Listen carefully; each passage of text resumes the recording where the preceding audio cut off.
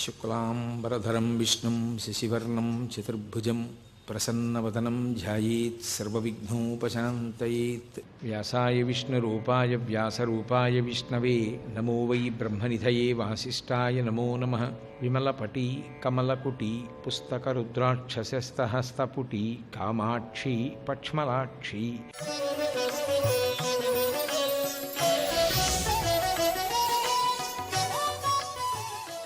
ఈ శరీరంతో రావడమే గొప్ప. మనుష్య శరీరంతో, ఈ మనుష్య శరీరంతో వచ్చినటువంటి వాడెవరున్నాడో వాడొక్కడే భగవత్కథాశ్రవణం చెయ్యగలడు, శాస్త్రాన్ని అర్థం చేసుకోగలడు, పుణ్యకర్మాచరణం చెయ్యగలడు. పుణ్యకర్మాచరణము చేత చిత్తశుద్ధి పొందినటువంటి కారణము చేత జ్ఞానమును పొంది మళ్లీ పుట్టవలసిన అవసరం లేని పునరావృత్తి రహిత శాశ్వత శివసాయుజ్య స్థితిని పొందగలిగినటువంటి వైభవాన్ని చేరగలడు.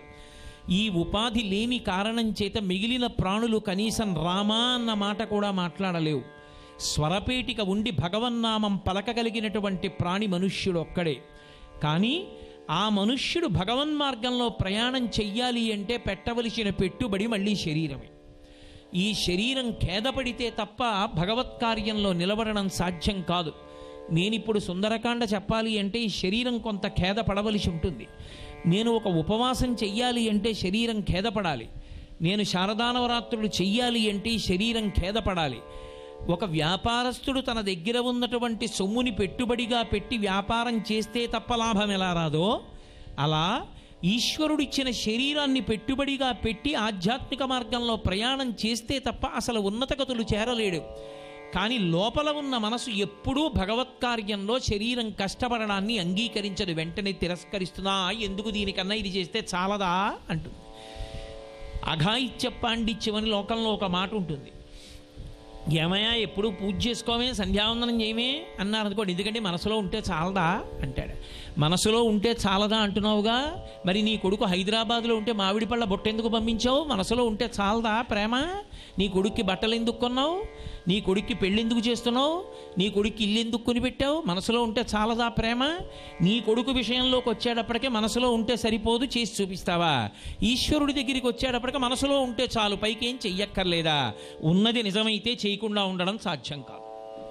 నీ మనసులో దయ ఉన్నది నిజమైతే రహదారి పక్కన నిలబడి పరమదైన్యంగా ఉన్నటువంటి ఒక పసిపిల్లని చూసి రొట్టె ముక్క కొనిపెట్టి ఇవ్వకుండా వెళ్ళగలవా? మనసులో దయ ఉంటే చాలదా అండి అంటే అవతల వారికి ఉపకారం కలుగుతుందా? ఈయేష సంస్కార వైభవంతో సంకల్పం కలగడం గొప్ప. దాని వలన తనకి ఇది కావాలన్న కోరిక లేకుండా రామహితం కోసం, వానరహితం కోసం నేను ఇలా బయలుదేరుతానని సంకల్పం చేశారే, అది హనుమ యొక్క గొప్ప. అటువంటి మహానుభావుడి కథ చెప్పుకున్నంత మాత్రం చేత సమస్త భూతములు శాంతి పొందుతాయి. కాబట్టి ఈయేష అందరూ సంసారమునందు పరిభ్రమిస్తుంటే సంసార భ్రమణ పరితాపోపశమనం వసంతి మచ్చేతో హృదభి శివానందలహరి అంటారు శంకరులు శివానందలహరిలో. సంసార భ్రమణ పరితాపమును అందరూ పొందుతుంటే కాదు కాదు నాకు ఈ సుఖాలక్కర్లేదు, నేను ఆత్మ యొక్క అనుభవాన్ని పొందాలని బయలుదేరుతున్నటువంటి సాధకుని యొక్క వైభవాన్ని చెప్పింది. కాబట్టి ఈయేష పథమన్వేష్టం చారణాచరితే పథి. శ్రీరామాయణంలో ఈ చారణుల యొక్క విశేషం అనేక మార్లు వస్తుంది. కొంచెం ముందుకెళ్ళేటప్పటికి విద్యాధరుల దగ్గరే వచ్చేస్తుంది. అలా బయలుదేరుతున్నారు. చారణులు బయలుదేరేటటువంటి మార్గంలో వెళ్ళాలి. దుష్కరం నిష్ప్రతిద్వంద్వం చికీర్షం కర్మవానర సముదగ్ర శిరోగ్రీవో గవాంపతిరివా బభౌ అంటారు మహర్షి.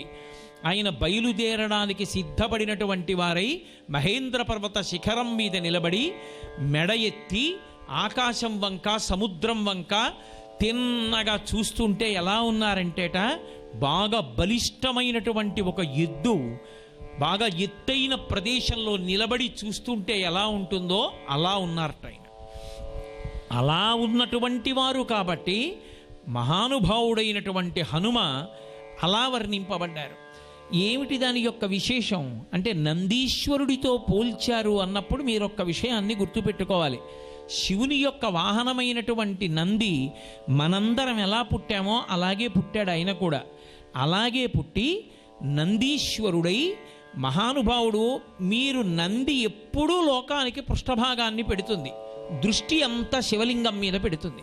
కార్తీక మాసం వచ్చేటప్పటికి భక్తి ఎక్కువైపోయి నంది తోక కింద దీపాలు పెడతారు తీసుకెళ్ళి, అయినా అదేం వెనక్కి తిరగదు, కదలదు.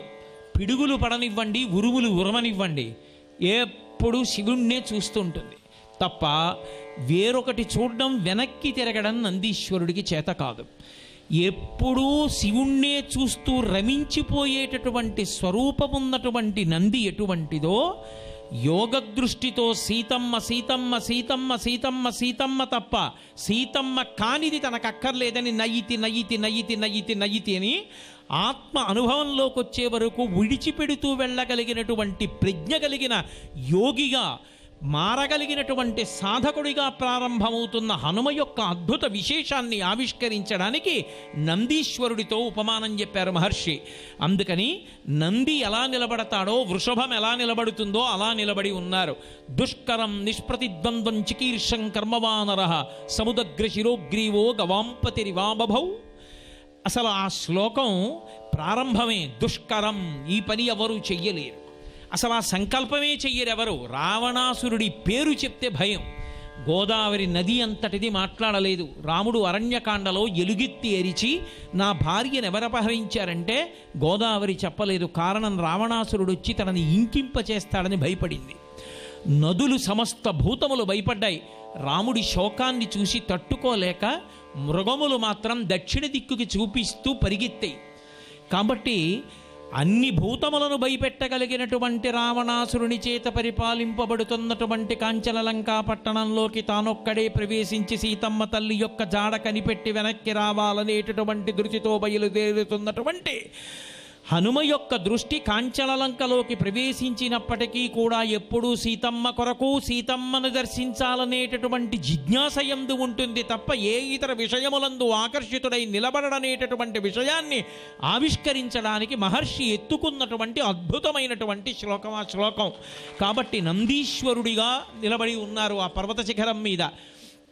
అసలు అటువంటి కార్యాన్ని సంకల్పం చేసేవాడు లేడు, ఎగురుతాననేవాడు లేడు. అటువంటి స్థితిలో ఆయన నిలబడ్డారు. దుష్కరం నిష్ప్రతిద్వంద్వం చికీర్షం కర్మవానరః సముదగ్ర శిరోగ్రీవో గవాంపతిరివాబభౌ అథ వైఢూర్యవర్ణేషు షద్వలేషు మహాబలః ధీర సలిలకల్పేషు విచచార యథాసుఖం అంటారు. ధీరః, ధీరః అంటే బుద్ధిమంతుడు అని ఒక అర్థం. ధీరః అంటే ధైర్యశాలి అని ఒక అర్థం. దేనికి ధైర్యం ఉండాలి అంటే బాహ్యమునందున్నదాన్ని కాదు. అంతర్ముఖ సమారాధ్య బహిర్ముఖ సుదుర్లభ. ఆవిడ బయట వెతికితే దొరికేది కాదు, లంకలోకి వెళ్ళాలి, ఈ శరీరం లోపలికి ప్రయాణం చెయ్యాలి. ఈ కళ్ళు తెరిస్తే ఇంద్రియాలు బయటికెడతాయి, ఈ కళ్ళు మూసి లోపలికి ప్రయాణం చెయ్యడం రావాలి. బయటికి అడుగులేయడం అందరికీ వచ్చు, లోపలికి ధ్యానంలో అడుగులు వేసి ధ్యానధ్యాతృధ్యేయ రూపా ధర్మాధర్మ వివర్జిత, లోపల ఉన్నటువంటి ఆ పరదేవతా స్వరూప దర్శనమే సీతా దర్శనం. అంటే ఆత్మ యొక్క అనుభవాన్ని పొందడానికి లోపలికి వెళ్ళేటటువంటి యోగిగా వెడుతున్నారే అది ధీరః. మహాబలశాలి అదిగో ఆ పర్వతం నుంచి ఎగిరి లంకాపట్టణంలోకి వెళ్ళినప్పుడు ఎన్ని కోట్ల మంది వానరులు చుట్టుముట్టినా చంపేస్తానని హరిప్రవీర పరవీర హంత అంటూ వెడుతున్నారే అది ఆయన బలం. అందుకని ధీరః, మహాబుద్ధిమంతుడు. అన్ని వేళలా అతిశయంతో ప్రవర్తించేటటువంటి వారు కాదు. ఎక్కడ వంగి ఉండాలో తెలుసు, ఎక్కడ వినయంగా ఉండాలో తెలుసు, ఎక్కడ ఎంత మాట్లాడాలో తెలుసు, ఎక్కడ మాట్లాడకూడదో తెలుసు. అంతటి మహానుభావుడు, నవవ్యాకరణ పండితుడు, అంతటి వినయశీలి, అంతటి గురుభక్తి తత్పరుడైనటువంటి వారు. అటువంటి హనుమ బయలుదేరుతున్నారు. అథ వైఢూర్యవర్ణేషు షద్వలేషు మహాబలః ధీరశల్యకల్పేషు విచచార యథాసుఖం. అక్కడ పచ్చగడ్డి చక్కగా ఏదో ఒక పరుపు వీసినట్లుగా పెరిగి ఉంది. ఆ పెరిగినటువంటి పచ్చగడ్డి మీద నిర్భయంగా ధైర్యంతో తిరుగుతున్నారట. పచ్చగడ్డి మీద తిరగడానికి ధైర్యం ఎందుకండి? పచ్చగడ్డి మీద తిరగడానికి ధైర్యం అని కాదు దాని అర్థం. పచ్చగడ్డి అనేటప్పటికీ చల్లగా మెత్త మెత్తగా హాయిగా పాదములకు స్పర్శనిచ్చి మనస్సుకు సుఖానుభూతిని ఇవ్వగలిగినది. శరీరంతో ఉన్న ఎవ్వరైనా కోరుకునేది ఏది అంటే ఇంద్రియముల చేత సుఖాల్ని అనుభవించాలనుకుంటారు. ఈ సుఖములు నాకు అక్కర్లేదని చెప్పి సుఖాల్ని పక్కన పెట్టి ఎంత కష్టమైనా ఇలాగే ఆసనంలో కూర్చుంటాను. కూర్చుని నా శరీరము ఖేదపడిపోతున్నా నాకు తెలియని స్థితికి చేరుకుంటానని కూర్చున్నవాడున్నాడే వాడు యోగి. పాతాళలింగం దగ్గరికి వెళ్ళి అరుణాచలంలో వెనకాతల కూర్చుంటే ఎవ్వరూ ఆ రోజుల్లో కనీసం ఆ గుహలోకి కూడా వెళ్ళని రోజులలో పాతాళలింగం వెనక కూర్చుని తపస్సు చేస్తూ ఉంటే ఆయన తొడల కిందకి తేళ్లు జెర్రులు చేరిపోయి కొరుక్కు తినేస్తుంటే నెత్తురు కాల్వలు కట్టి ప్రవహించి అట్టలు కట్టేస్తే తన తొడలు తేళ్లు జెర్రిలు కొరికేశాయని కూడా తెలియకుండా అంతర్ముఖత్వమునందు ఆనందం పొందినటువంటి భగవాన్ రమణుల యొక్క స్థితి ఏదుందో అటువంటి స్థితిలో హనుమ ఉన్నారు. అంటే ఆయన దృష్టి కేవలము సీతమ్మ మీద ఉంది తప్ప, ఆమె దర్శనమునందున్నది తప్ప శరీరమునకు బాహ్యమునందు కలిగేటటువంటి సుఖమును గురించినటువంటి విచారణ లేదు. ఖేదమే కలగని ఆయనకి బెంగలేదు. యోగరతో వా భోగరతో వా సంగరతో వా సంగవిహీన యస్యద్ బ్రహ్మణి రమతే చిత్తం నందతి నందతి నందత్యేవా అంటారు శంకరులు భజగోవిందంలో. అలా ఆయన అథ వైఢూర్యవర్ణేషు షద్బలేషు మహాబల ధీరస్సలిలకల్పేషు విచచార యథాసుఖం. ఇక బయలుదేరడానికి సిద్ధపడుతున్నారు. స సూర్యాయ మహేంద్రాయ పవనాయ స్వయంభువే భూతేభ్యశ్చంజలిం కృత్వా చకార గమనేమతిం. బయలుదేరే ముందు నమస్కారం చేస్తున్నారు. ఏదైనా కార్యాన్ని ప్రారంభం చేసే ముందు నమస్కారం చేసి ప్రారంభం చెయ్యడం అనేటటువంటిది ఆర్ష జాతి యందు ప్రాథమికమైనటువంటి మౌలికమైన విషయం. ఎందుచేత అంటే నమస్కారము అనేటటువంటి దానికి రెండు చేతులు ఇలా కలిపి ఇలా శిరస్సు ఉంచుతారు. అంటే 5 జ్ఞానేంద్రియములు 5 కర్మేంద్రియములు 11వదైనటువంటి బుద్ధి, ఈ 11ంటిని మీ యందు న్యాసము చేశాను. మీరు రక్షకులై నన్ను సర్వదా నీడలా కాపాడుతూ ఉండాలని ఈ మాంసనేత్రమునకు కనపడని భగవత్ శక్తిని తనకి అనుకూలంగా వినయంతో మలచుకునేటటువంటి ప్రక్రియకి నమస్కారం అని పేరు. అది వినయాన్ని ఆవిష్కరిస్తుంది. ఆ వినయం ఎక్కడ ప్రారంభం అవ్వాలి అంటే మొట్టమొదట గురువు గారి పేరు చెప్పేటప్పటికి వంగిపోవాలి. గురువు అన్న పేరు వినపడితే ఎవడు వంగిపోతాడో, గురువు కన్నా గొప్పది లోకంలో లేదని, తాను లఘువు, గురువు ముందు తాను చిన్నవాడినని ఎవరు నిలబడ్డాడో వాడు మహనీయుడు. ఏ కార్యం ప్రారంభించండి శ్రీ గురుభ్యో నమః అని ప్రారంభిస్తాం. ఏ కార్యం పూర్తి చేయండి మంగళాశాసనపరై మదాచార్య పురోగమై సర్వైశ్చ పూర్వైరాచార్యై సకృతాయాస్తు మంగళం. ఆచార్యులందరికీ నమస్కారం, గురువులందరికీ నమస్కారం. ఆచార్య అన్న మాటకు అర్థం ఏంటంటే ఆచరించి చూపువాడు అని. కాబట్టి అటువంటి పూర్వాచార్యులకు నమస్కారం అని చెప్పి నమస్కరించి పూర్తి చేస్తాం. కాబట్టి శ్రీ గురుభ్యో నమః అనాలి. ఆ మాట అంటున్నారు. లోకానికి సంప్రదాయం నేర్పేటటువంటి కాండ సుందరకాండ, ఉపాసన కాండ. అందుకే మొట్టమొదట నమస్కారంలోనే ఎవరికి నమస్కారం చేశారు అంటే స సూర్యాయ, సూర్యుడు హనుమకి గురువు. అందరూ లోకంలో పాఠం నేర్చుకుంటారు. శిష్యుని యొక్క బలహీనతని గుర్తెరిగి గురువు కిందకి దిగొస్తాడు. అలా కిందకి దిగి రాకుండా తాను ఎలా ఉన్నాడో అలాగే ఉండి పాఠం చెప్పడం తప్ప కిందకి దిగొస్తే లోకాలు తల్లడిల్లిపోతాయి. సూర్యుడి విషయంలో ఓ 4 రోజులు నేను అటు ఇటు వెళ్లకుండా నీకు పాఠం చెప్తానో హనుమ అంటే కుదరదు, లోకాలు ప్రకాశించవు. అటువంటి వారి దగ్గర పాఠం నేర్చుకోవాలి హనుమ. ప్రాతకాలంలో ఉదయాద్రి నుంచి సూర్యుడు బయలుదేరాడు అనుకోండి. సూర్యుడు బయలుదేరినప్పుడు ఆయన పక్కన కూర్చుని వినకూడదు, గురువుగారితో సమానంగా ఉండకూడదు, గురువుగారికి పృష్ఠభాగం కనపడకూడదు. కాబట్టి గురువుగారి దగ్గర పాఠం విందామంటే బాలసూర్యుడిగా ఉన్నవాడు తర్వాత పైకొస్తున్న కొద్దీ శక్తి పుంజేసుకుంటాడు. అసలు దగ్గరగా నిలబడలేరు. రథచక్రముల యొక్క సవ్వడి నిరాధారమైన ఆకాశంలో వెళ్ళిపోతుంటుంది ఆ రథం. అక్కడ ఆ రథం ఎంత వేగంగా వెడుతోందో ఆ వేగానికి అనుగుణంగా గురువుగారి వంక చూస్తూ నమస్కారం పెడుతూ ఆ వేగానికి అనుగుణంగా వెనక్కి నడుస్తూ పాఠం వినాలి, గురువుకి పృష్ఠభాగం చూపించకుండా. అలా నడిచి పాఠం నేర్చుకున్నారు హనుమ. అందుకే లోకంలో శిష్యులందరూ వేరు, హనుమ ఒక్కరు వేరు. మహానుభావుడు హనుమకి సూర్యనారాయణమూర్తి పేరు చెప్తే పరవశం. ఆయనకి సాక్షాత్తు గురువు, లోకానికి మార్గం చెప్తున్నారు. అందుకే స సూర్యాయ మొదటి నమస్కారం సూర్యుడికి. మహేంద్రాయ, మహేంద్ర శబ్దం చేత ఈ లోకములకన్నిటికీ పరిపాలకుడు. ఎవరు పరిపాలనాంశ ఎందున్నారో వారికి నమస్కారం చేయడం విధేయత. ఒక అధికారి ఉంటాడు, అధికారి యందు విష్ణువాంశ ఉంటుంది. నా విష్ణు పృథివీపతి. ఎప్పుడు అధికారిని చూసినా నువ్వు రోజు ఆరాధిస్తున్న విష్ణువే ఆ స్థానంలో ఉన్నారు. త్రికరణ శుద్ధిగా నమస్కారం చెయ్యాలి, అది సంస్కారం. అందుకే మహేంద్రాయ, లోకములను పరిపాలించేటటువంటి మహేంద్రుని యొక్క అనుగ్రహము నాకు కలుగుగాక, ఆయన ప్రతిబంధకములను కల్పించకుండుగాక. నేను సూర్యాయ మహేంద్రాయ పవనాయ, తండ్రికి నమస్కరించాలి. మయస్కరాయ చ అంటుంది ఎదుర్వేదం. ఈ లోకంలో సమస్త సుఖాలు కొడుకుకి కల్పించాలని తాపత్రయపడేటటువంటి వ్యక్తి ఎవరైనా ఉంటే తండ్రి ఒక్కడే. తండ్రి ప్రత్యక్షమైనటువంటి దైవం. అందుకే జాంబవంతుడు చెప్తాడు, నువ్వు చిన్నతనంలో పుట్టగానే సూర్యుని వంక ప్రయాణం చేసి సూర్యుడు ఎర్రగా ప్రకాశిస్తూ ఉంటే పండనుకుని తినబోతే సూర్యుడు నిన్ను చిన్నపిల్లవాడివని క్షమించినా అటుగా వస్తున్నటువంటి దేవేంద్రుడు నీ ఉద్ధతి చూచి వజ్రాయుధం పెట్టి కొడితే నీ ఎడమ దవడ విరిగి కింద పడిపోతే విరిగినటువంటి దవడలు కలిగినటువంటి వాడివి కాబట్టి హనుమాని పేరు పెడితే నీకు కలిగినటువంటి ఖేదాన్ని చూసి విచలితుడైనటువంటి నీ తండ్రి వాయువు లోకమునందు అన్ని ప్రాణులలోకి ప్రవేశించి కదలడం ఆపేశాడు. కాష్టభూతమిదం జగత్ అన్నారు ఉత్తరాఖండలో. లోపల వాయువు తిరగకపోతే శరీరం కర్రలా అయిపోతుంది, అందుకే శవం కర్రలా నిలబడిపోతుంది. అటువంటి వాయువు అంత కష్టాన్ని లోకానికి కల్పిస్తే చతుర్ముఖ బ్రహ్మగారు పరిగెత్తికెళ్ళి నీ బిడ్డకి నేను మళ్ళీ ఆయుర్దాయం ఇస్తున్నాను, బ్రహ్మాస్త్రం చేత కూడా బంధింపబడన్నారు. మిగిలిన దేవతలందరూ కూడా అటువంటి వరాలే ఇచ్చారు. మయస్కరాయచ, తండ్రి తాను కష్టపడైనా సరే కొడుకు సంతోషంగా ఉండాలని కోరుకుంటాడు. అటువంటి తండ్రి కనుక తండ్రికి నమస్కారం చెయ్యకుండా ఏదీ చెయ్యకూడదు. అందుకే సూర్యాయ మహేంద్రాయ పవనాయ స్వయంభువే అన్న మాటకు అర్థం చతుర్ముఖ బ్రహ్మగారు కూడా.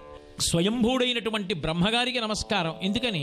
ఒకనాడు తనకి మళ్ళీ తిరిగి ఆయుర్దాయాన్నిచ్చి బ్రహ్మాస్త్రం చేత కూడా నీవు బంధింపబడవనేటటువంటి వరాన్ని ఇచ్చి ఇంత శక్తిని కల్పించినటువంటి బ్రహ్మగారికి నమస్కారం. కాబట్టి స్వయంభువే భూతేభ్యశ్చ అంజలిం కృత్వా చకారగమనే మతిం, సమస్త భూతములకు నమస్కారం. ఈ సమస్త భూతములు నా యొక్క ప్రయాణమునందు సీతాన్వేషణమునందు సీతమ్మ తల్లి దర్శనమునందు నాకు అనుకూలించుగాక. అన్నిటి యొక్క అనుగ్రహాన్ని కోరుకుంటున్నారు పరమ వినయంతో. ఇంతటి బలవంతుణ్ణని అహంకరించరు. సంప్రదాయం లోకానికి నేర్పాలి. అంజలిం ప్రాముఖ కుర్వన్ పవనాయాత్మయోనయే. ఆయన బయలుదేరే ముందు వెడుతున్నటువంటి ప్రయాణం దక్షిణ దిక్కుకి. కాబట్టి దక్షిణ దిక్కుకి వెడుతూ దక్షిణ దిక్కుని చూస్తూ నిలబడ్డారు. ఒక్క సంధ్యావందనం చేసినప్పుడు దిగ్దేవతా నమస్కారంలో తప్ప దక్షిణ దిక్కుకి తిరిగి నమస్కారం చెయ్యకూడదు కాబట్టి దక్షిణానికి ప్రయాణం చేస్తున్న తూర్పు దిక్కుకి తిరిగి నమస్కారం చేశారు. సాధకుడు తూర్పు దిక్కుకి తిరిగి నమస్కారం చెయ్యడం అతని యొక్క అభ్యున్నతికి కారణమవుతుంది. ఆ తూర్పు దిక్కున సూర్యభగవానుడు ఉదయిస్తూ ఉంటాడు. ఉదయిస్తున్నటువంటి సూర్యభగవానుడి యొక్క కిరణములు తాకినంత మాత్రం చేత హృదయ పద్మములు వికసించి పరమ వినయంతో ఈ రెండు చేతులు కమలములలా ముడుచుకుంటాయి. అందుకే తిక్కనగారు మహాభారతం చేస్తూ విరాట పర్వంలో అంటాడు, నీరజాకరములు నిష్ఠయై చేసిన భవ్యతపంబు ఫలమనంగా దినసముఖాకి నందిత చక్రయుగ్మకంబుల యనురాగంపు బ్రోవనంగా హరిహర బ్రహ్మ మహానుభావంబులొక్కటింగాగ గరగిన గట్టియనగా అతుల వేదత్రయ లతికాచయము పెనుబొందన్ పుట్టెడు మూల కందమనగా అఖిల జగముల కందెర ఎగుచు జనసమాజ కరపుట హృదయ సరోజములకు ముకుళనంబును జృంభణంబును నచ్చి భానుబింబంబు పూర్వాద్రిపై విలింగే అంటారు. అందరి యొక్క హృదయాలకి చైతన్యాన్ని సంతోషాన్నిచ్చి వికసించేటట్టుగా చేసి రెండు చేతులు ఇలా ముకిళించుకుని నమస్కరించేటట్టుగా చెయ్యగలిగినటువంటి బ్రహ్మ విష్ణు మహేశ్వరుల యొక్క మూలకంద స్వరూపమైనటువంటి ఆ ప్రభాకరుడు ఉదయిస్తూ ఉండగా నమస్కరించాలి. అందుకే తూర్పు దిక్కుకి తిరిగి నమస్కరించాలనేటటువంటి సంప్రదాయాన్ని ఆవిష్కరించడానికి అంజలిం ప్రాముఖ కుర్వన్ పవనాయాత్మయోనయే తతో హి వృతే గంతుం దక్షిణాం దిశం. పెద్ద శరీరాన్ని పెంచుతున్నారు. ఆ పెద్ద శరీరాన్ని పెంచి ఆ పర్వత శిఖరముల మీద నిలబడి ఇక ఎగరడం కోసమని ఆ పాదములను గట్టిగా భూమికి తొక్కిపెట్టి ఆ వీర్యాన్ని తేజస్సుని ఆయన పొందుతుంటే చాలా చలశ్చాపి ముహూర్తం కపిపీడిత తరుణాం పుష్పితాగ్రాణం సర్వం పుష్పవశాతయత్ గిరిణా పీడ్యమానాని పర్వతః గుహావిష్టాని భూతాని వినే దుర్వికృతైశ్వరైః. తాస్తథా సవిషైస్తష్టా స్కుపితైస్తై మహాశిలాః జజ్జలు పావకోదిప్తా బిభిదుశ్చ సహస్రధా యాని ఔషధజాలాని తస్మిన్ జాతాని పర్వతే విషఘ్నాన్యపి నాగానాం నచేకుష్యమితం విషం అన్నారు మహర్షి. ఆ రెండు పాదములతోటి పర్వతాన్ని గట్టిగా నొక్కితేట ఆ లోపల ఉన్నటువంటి గుహలన్నీ కూడా ఇలా ముడుచుకుపోయాయి. అవి ముడుచుకుపోతుంటే ఆ పర్వత గుహల్లో పడుకున్నటువంటి సింహాలు, పెద్ద పులులు భయపడిపోయి గుహ మూసుకుపోతోందని ఒక్కసారి దూకి బయటికి వచ్చే లోపల ఆ గుహ నొక్కుకుపోతే వాటి నడుము సగం లోపలుండిపోయింది, సగం బయట ఉండిపోయింది.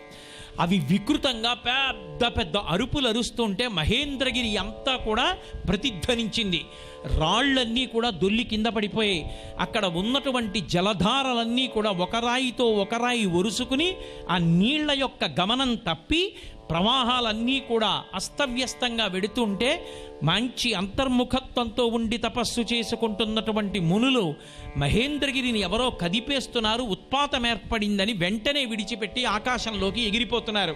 విద్యాధరులు బంగారు పాత్రలతో, వెండి పాత్రలతో, తమ ప్రియురాళ్లతో కలిసి నంజుళ్ళు, మాంసము, మద్యము మొదలైన వాటిని పెట్టుకుని అనుభవిస్తున్న వాళ్ళు మహేంద్రగిరి కదిలిపోయేసరికి భయపడి తమ ప్రియురాళ్ళని మాత్రం చేత పట్టుకుని ఎగిరి ఆకాశంలో నిలబడి ఒక్కసారి ఆ పర్వతం వంక చూస్తున్నారు. ఇంకా గట్టిగా నొక్కారు.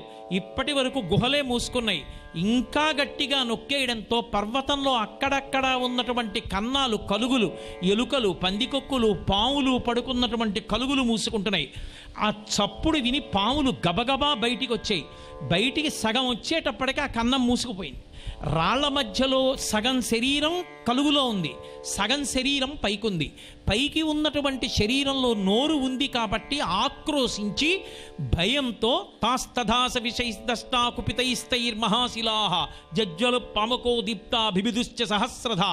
ఒక్కసారి అవి పడగలు ఎత్తి కాట్లు వేసే ఆ బాధ చేత, కాట్లు వేస్తే వాటి విషంలోంచి పుట్టినటువంటి అగ్నిహోత్రం చేత అక్కడ ఉన్నటువంటి పెద్ద పెద్ద శిలలు కూడా పెటిల్లున పేలిపోతున్నాయి. అగ్నిహోత్రం అంతా అలమకుంది. యాని ఔషధజాలాని తస్మిన్ జాతాని పర్వతే విషఘ్నాన్యపి నాగానాం నచేకుష్యమితం విషం. అదే పర్వతం మీద అగ్నిహోత్రాన్ని ఆర్పగలిగినటువంటి ఓషధులు ఎన్నో ఉన్నప్పటికీ కూడా ఇన్ని పాములు ఒక్కసారి కరిచినటువంటి విషంలోంచి పుట్టిన అగ్ని జ్వాలలను ఆర్పలేక ఓషధులు కూడా నిర్వీర్యమైపోయి ఎక్కడ చూసినా అగ్నిహోత్రం అంటుకుంటోంది. విద్యాధరులు పైకి వెళ్ళిపోయి చూశారు. ఎందుకు ఇలా కదిలిపోతోంది పర్వతం అని ఆశ్చర్యపోయారు.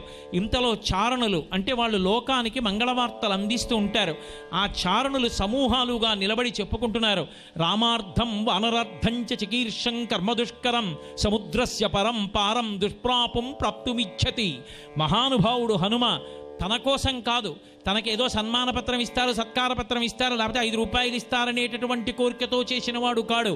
నిస్వార్థంగా పరమభక్తితో రామార్థం వనరార్థంచ, కేవలం రాముడి కోసం ఇన్ని లక్షల మంది వానరులు బ్రతకాలనేటటువంటి కోరికతో తానొక్కడు సీతమ్మ తల్లి జాడ కనిపెడితే తప్ప సుగ్రీవుడిచ్చినటువంటి వేళ మించిపోయి వెనక్కెళ్ళినా చంపకుండా సుగ్రీవుడు ఉండాలి అంటే తాను సీతమ్మ తల్లి జాడ కనిపెట్టడం వినా మార్గం లేదని వానరుల కోసం, రాముడి కోసం ఇంత ఖేదాన్ని భరించడానికి సిద్ధపడి మహానుభావుడు ఎగరబోతున్నాడు. ఏష పర్వత సంకాశో హనుమాన్ మారుతత్మజః తితీర్షతి మహావేగ సముద్రం మకరాలయం. మొసళ్లతో కూడుకున్నటువంటి ఈ సముద్రాన్ని మహానుభావుడైనటువంటి హనుమ పర్వత సదృశమైనటువంటి శరీరంతో వెళ్ళబోతున్నారు. అదిగో ఆయన శరీరం, ఆయన యొక్క వక్షస్థలం ఒరుసుకున్నటువంటి కారణం చేత మహావృక్షాలు కింద పడిపోయాయి. ఆయన కాళ్ల కింద పడి ఆయన చేసిన మహానాదం విని గుండెలు బద్దలై నెత్తురు కక్కుకుని ముక్కుల వెంట, చెవుల వెంట నెత్తురు కారి ఎన్నో క్రూర మృగాలు పడిపోయాయి మహేంద్ర పర్వతం మీద. సర్వం శ్రీ ఉమామహేశ్వర పరబ్రహ్మార్పణమస్తు. స్వస్తి.